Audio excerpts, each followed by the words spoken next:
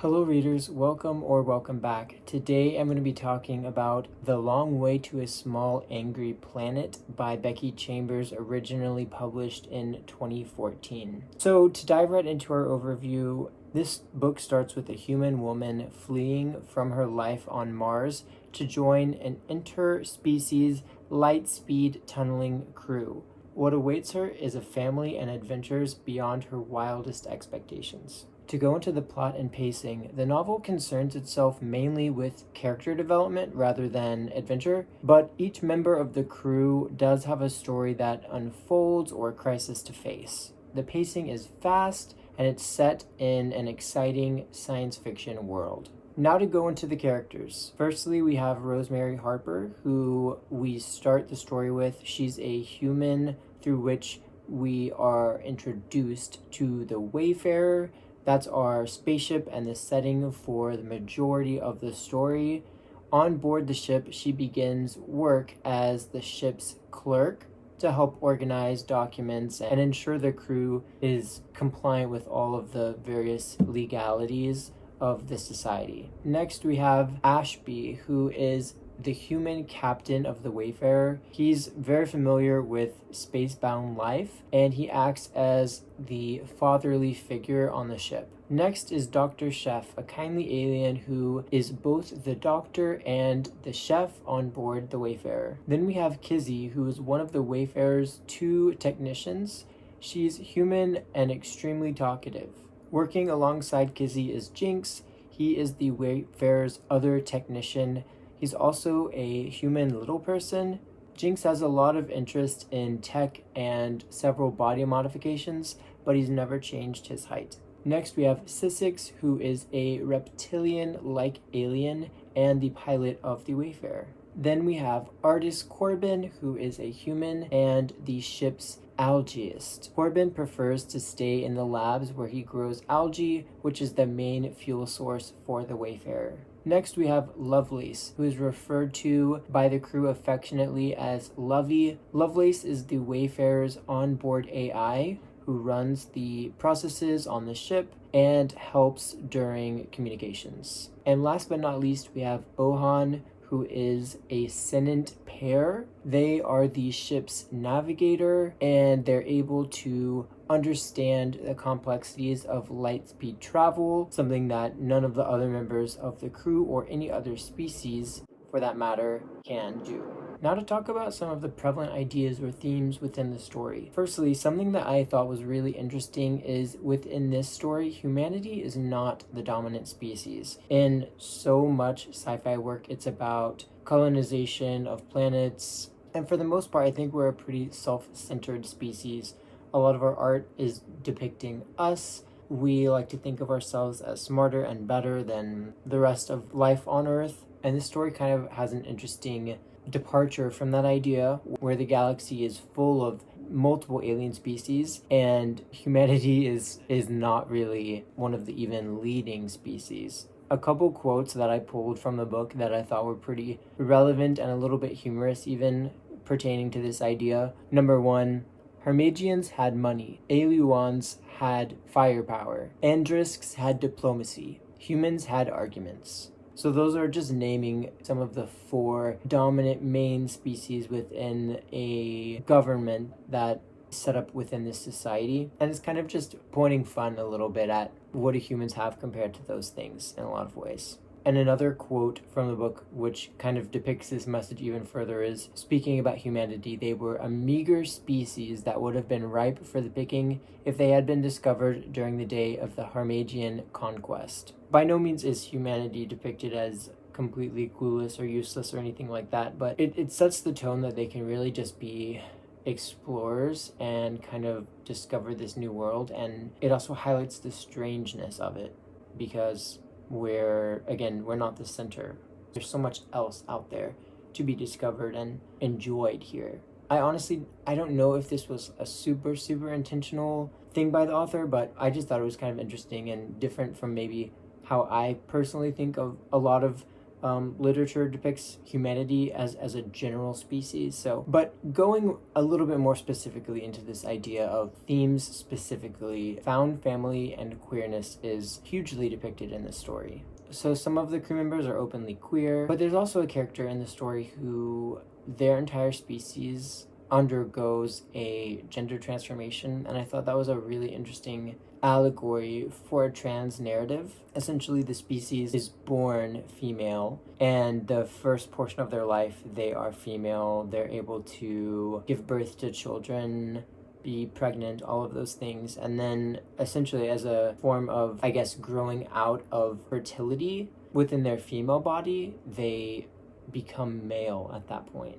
It wasn't something that was done in like a overly detailed, strange way, but it was done in a way that just felt very natural to a science fiction world, and I thought was an interesting allegory for potentially someone's trans experience. And there's also the character of Ohan, who I referenced as they. They are a synant pair, and you learn a little bit more about what that means within the story itself. It's not so much a gender neutral term as applying to multiples, but still the usage of their and what we would as humanity and what even the crew kind of remarks as being a singular person. It's an interesting idea, especially with pronouns being very much something that's discussed a lot more today, and people being open to gender neutral pronouns and what exactly that means. Again, it doesn't completely apply in a literal sense of a character being gender neutral, but still very interesting in the depiction of the character using those pronouns and kind of navigating that space. And it's interesting to see too how the crew members kind of go about understanding that, and it's something that the new crew member even kind of remarks on and has a little bit of a difficult time framing in her head. And I think that in some ways is maybe relatable for folks who are not very familiar with what it means to be non-binary and not being used to potentially having to ask someone for their pronouns. Again, just kind of opens a door for conversation here, and science fiction's always a great channel, in my opinion, to open those conversations. More specifically, on the found family, there's so many aspects of family dynamics that are depicted in the story. Something as simple as arguments amongst the crew. Older and younger siblings you can think of have arguments all the time, but at the same time, if someone else were to come in and say something negative about your sibling or someone in your family, you're probably going to be the first one to stand up and say, like, what do you think you're doing? Only I can say that. And the crew kind of has that similar dynamic where they're in a shared space. They get on each other's nerves, but they also still care about each other very deeply. And there's actually a quote in here about siblings specifically that I want to read because I thought it was really applicable. Brothers you can't get rid of. They get who you are and what you like. And they don't care who you sleep with or what mistakes you make, because brothers aren't mixed up in that part of your life. They see you at your worst and they don't care. And even when you fight, it doesn't matter so much because they still have to say hi to you on your birthday, and by then everybody's forgotten about it and you have cake together. People fight and people make mistakes, but when you're in this kind of space and when you have the bond that this crew is shown to have throughout the story, no obstacle in a sense is too great to overcome. And the last theme I want to touch on is the idea of trauma and loss specifically. So a lot of the characters, maybe not all of them, but a lot of them experience loss or go through loss either within the story or they're kind of still dealing with a loss that they experienced previously. So for Rosemary, it's the loss of her family. We learn at the beginning of the story she's leaving. We learn that she's running from something. We don't really know what in the beginning. You learn later on, but she's running from that, and she has to eventually face the grief of leaving that past life, no matter the reasons that she left. Sissix is from a species that has very deep emotional bonds with one another, and for her, being in space is challenging because she can't be her true authentic self. It's almost like being a foreigner in a country, and you may love that country and learn so many new things and meet so many amazing new people, but there may still be parts about where you're from, your home in a sense, that you'll miss and you'll feel nostalgia for. There's also a very interesting loss of identity, loss of self that a few of the characters experience in the story. In my opinion, those were some of the most fascinating parts of the story. And for both of them, it was a pretty literal loss of self. How do you recover from these types of losses if you no longer know who you are? And then this last character, this is a spoiler for it, but it was such a beautiful moment I wanted to mention it. So, spoiler warning. Dr. Chef talks about losing his daughters. There's a generation-long war on Dr. Chef's home planet, and because of his species' anatomy, where they can only be pregnant and give birth at the first stage of their life, reproduction can only be done with people of a certain age. So essentially because of this war, his species was all but wiped out. His home was all but destroyed. And this is what he says about the situation. Dr. Chef knew exactly where all of his feelings were. Every joy, every ache. He didn't need to visit them all at once to know they were there.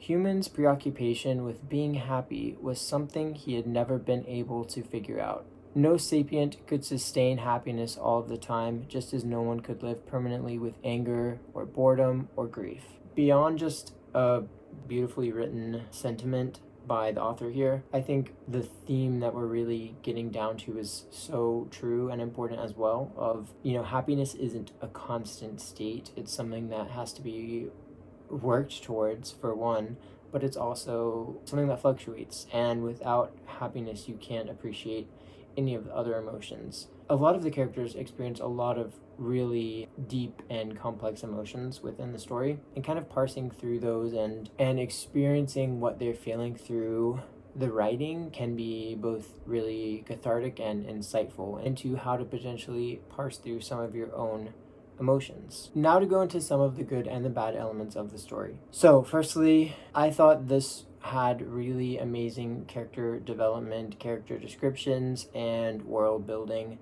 That is the primary kind of focus of the story is on characters and building out this world. The author does a great job of it. I felt entertained throughout the entire story. I really cared about a majority of the characters. Some of them can be a little bit annoying at times, but even through that you still kind of find redemption in them, and they're still interesting, kind of complex characters, which is pretty much how I felt about the majority of the cast.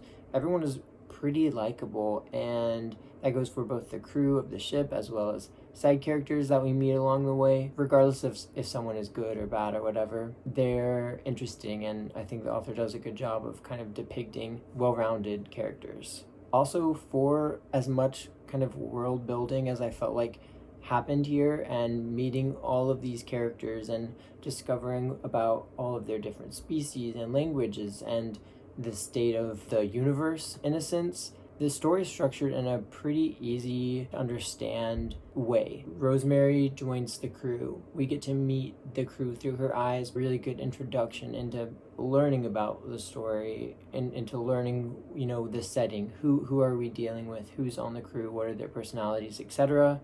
We're kind of learning all of that as she is. So I thought that was a good tactic in the story so that we can flow into everything pretty easily for the most part. One negative aspect is, in my opinion, I didn't feel like there was a super strong climax. It does have a conclusion of sorts, but because the story is so focused on the characters, it was kind of hard to understand where in time and where in the process we were throughout, because again, it was more about what are the characters struggling through at that moment, more so than where are we on our large-scale journey. It wasn't bad, but maybe a little bit jarring, I guess, in that I knew the story was almost over and then it was kind of just over. Going into my final thoughts, I really enjoyed this book. I felt that the crew was fun. I loved meeting them. The story had a lot of emotional poignancy and it was really beautifully written. You could tell when reading this that the author put a lot of thought and care into crafting this story and the characters. So if that's something that you love character-driven stories, you love growth, and learning about ragtag groups of characters, this would probably be a really great pick for you. I know that this is also book 1 in a series of a couple of books. I'm curious to know if anybody has read the full series or not. When I read the first one, I really wanted to continue with the others, so I'm curious if anyone has read these and if it's worth picking up the second, or I think there might be a third, maybe even a fourth book. So let me know if you have read either this first book or any of the others in the series. Curious to know if the tone kind of changes, if it's still pretty character driven, if the plot expands. Would love to know what you all think about that. So I think that concludes my thoughts for this video, but as always, thank you so much for watching, and I'll see you on the next one. Bye.